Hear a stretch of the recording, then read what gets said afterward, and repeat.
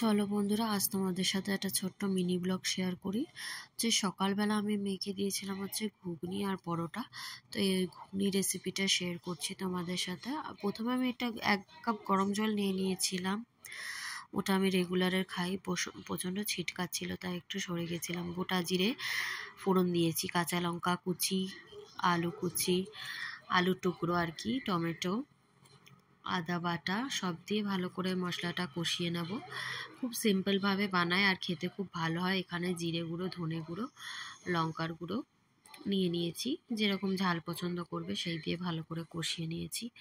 এবার সেদ্ধ করে রাখা মটরটা দিয়ে দেবো। মটরটা আমি রাতেই ভিজিয়ে রাখি, আর সকাল 6:30 নাগাদ আমি এই রান্নাটা করছিলাম।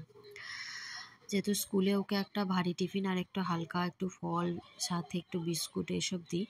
আর দিয়ে হচ্ছে রুটি পরোটা নয়তো ধোসা ইডলি। আর এখানে নিয়ে নিয়েছে হচ্ছে সাবু। ওকে আজকে রুটি পরোটার সাথে ওটা দুপুরে খাবে, আর এই সাবুটা মাখছি কলা দিয়ে, চিনি দিয়ে, একটু দুধ দিয়ে। এটাও টিফিনে খাবে, মানে সকালে গিয়ে আগে শুরু যে টিফিনটা হয়। তো মেয়েকে স্কুলে পাঠিয়ে চান টান সেরে আমি একটু ব্রেকফাস্ট করে নিয়েছি। এরপর আমি একটু চা খাই, ব্রেকফাস্টের পরে চা খাই। ও তারপরে দুপুরে রান্নাতে চলে এসেছি। মা অনেকটা রান্না এগিয়েই রেখেছে। এই যে এখানে চিংড়ি মাছ আলু পটলের তরকারি করা আছে, এখানে মাছের ঝালটাও মা করে নিয়েছে। এবার আমি এসেছি আলু ভাজা শাক ভাজাটা করতে। তো শাক ভাজা রেসিপিটাও তোমাদেরকে শেয়ার করছি এই ভিডিওতে। পেঁয়াজ রসুন দিয়ে আমি শাকটা ভাজি।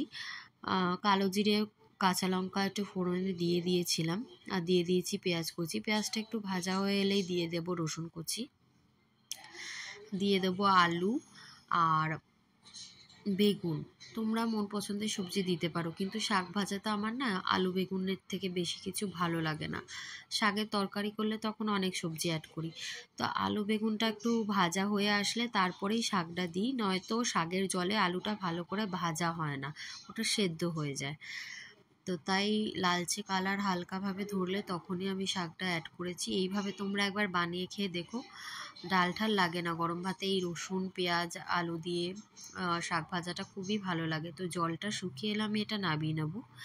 এই হচ্ছে আমাদের লাঞ্চের থালিটা, তোমাদের সাথে শেয়ার করে নিই। দেখো, শাক ভাজা, মাছ ভাজা, ডাল, আর ওটা হচ্ছে চিংড়ি ভাপাটা আগের দিন বানানো ছিল সেটা।